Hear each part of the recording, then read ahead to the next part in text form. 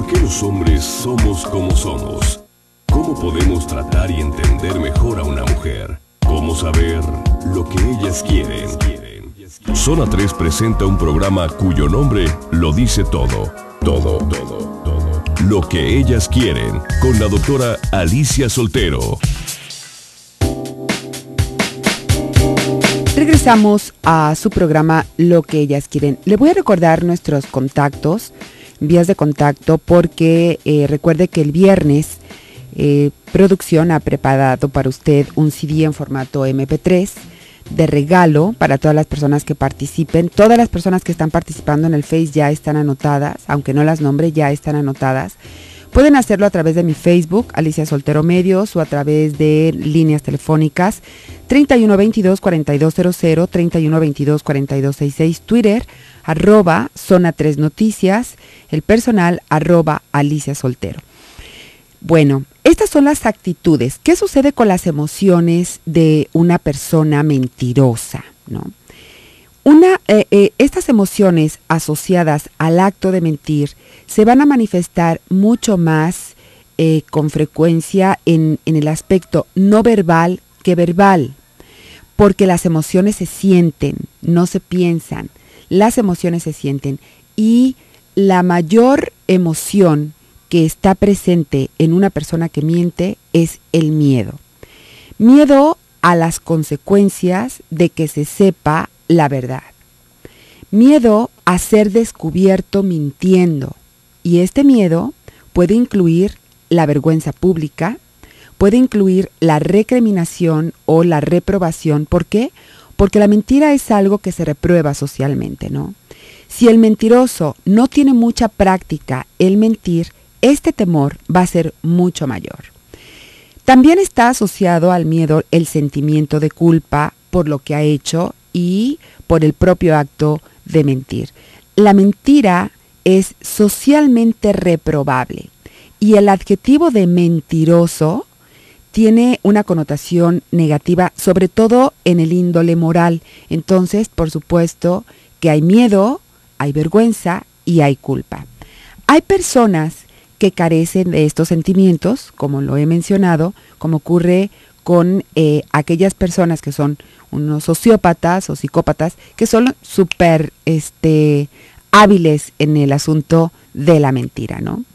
Pero también hay otras cosas que se manifiestan en el contexto de la mentira y el mentiroso, y es conflicto, culpa y emoción. Mire, las diferentes emociones que ocurren en la persona que intenta engañar, que es el miedo, que es la culpa y que es el estrés, tienen un origen variado. Ya le dijimos, puede ser miedo a ser descubierto, miedo a la vergüenza pública, miedo a la reprobación, y el miedo será prioritariamente a las consecuencias del hecho de haber mentido o de ser descubierto.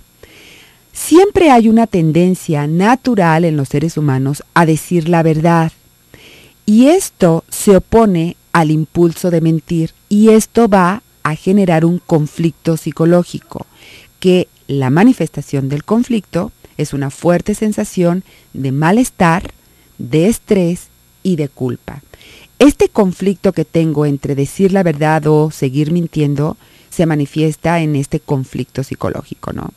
Este sentimiento de culpa siempre va a surgir como el resultado de que me estoy dando cuenta de haber roto un principio moral, de saber que estoy perjudicando o que puede salir perjudicado más de uno en mi acto de mentir, y que por supuesto esto me va a acarrear algún castigo.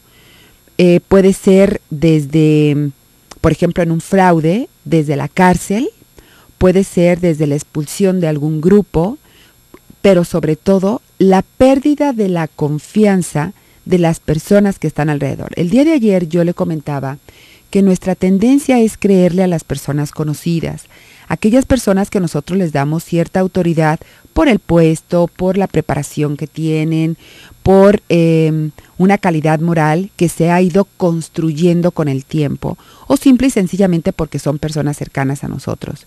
El hecho de ser descubiertos en una mentira todo esto conlleva una pérdida de algo que se ha construido a través de muchísimo tiempo. Pero entonces aquí entramos en un conflicto. Las personas que estamos del otro lado de la mentira, las personas que somos víctimas. A ver, una pregunta para usted. ¿A usted le interesa cuando alguien le miente saber la verdad o hacer justicia? Yo creo que es una pregunta que pocas veces nos hacemos, ¿no? ¿Qué es más importante para usted? Y esto, tiro la pregunta al aire. Para usted, ¿qué es más importante? ¿Saber la verdad o hacer justicia? Le voy a decir algo. Cuando la víctima está convencida de que la han engañado, más que saber la verdad, la mayoría de las veces quiere que ese mentiroso reconozca su culpa y reciba su merecido.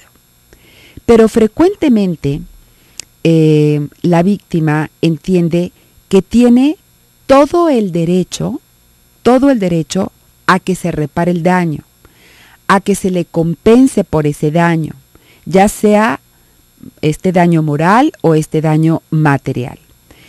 Pero como esto muchas veces, sobre todo el daño moral, tiene un carácter tan difuso que resulta muy difícil establecer de qué manera se va a reparar el daño, porque es difícil cuantificarlo.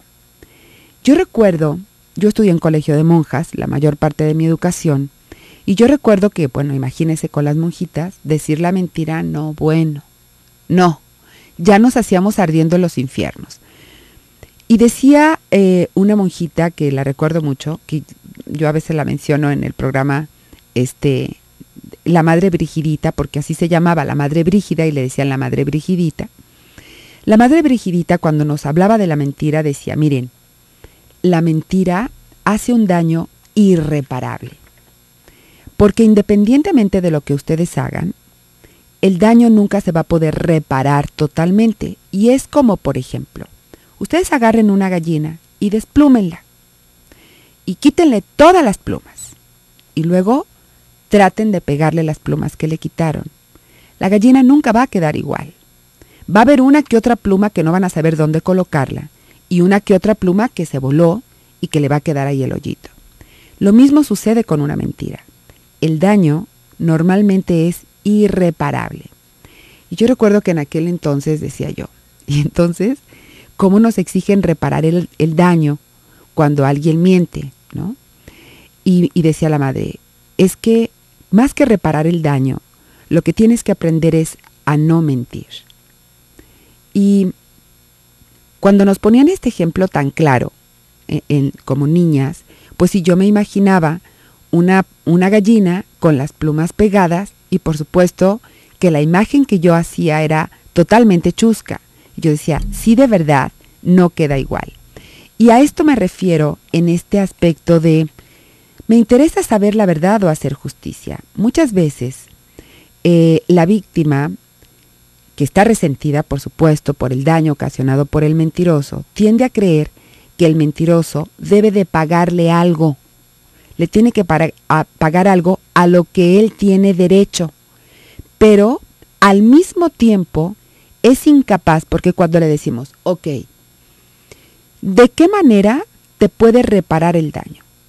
¿En cuánto lo cuantificas como para que tú digas cuenta saldada? Se va a dar cuenta que es incapaz de cuantificar su deuda. Se va a dar cuenta de que es incapaz de que esta deuda se pague. Yo creo que en el peor de los casos, esta situación es totalmente insostenible y a veces se convierte en un chantaje absurdo. Tú me ofendiste, tú me mentiste, quiero que pagues las consecuencias, pero en lugar de pagar, en lugar de hacer esta justicia, lo que ahora hace la víctima, que ahora se convierte en el tirano, es en estar chantajeando y continuamente sacarle la comida enlatada, una deuda que es impagable, momento a momento. Y entonces esta situación se convierte en algo insostenible.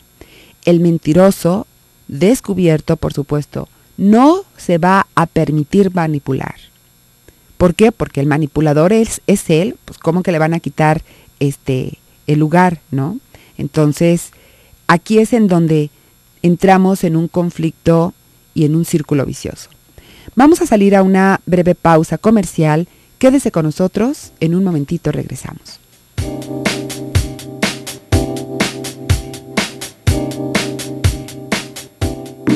Si desea concertar una cita con la doctora Alicia Soltero, llame al 33 44 58 66.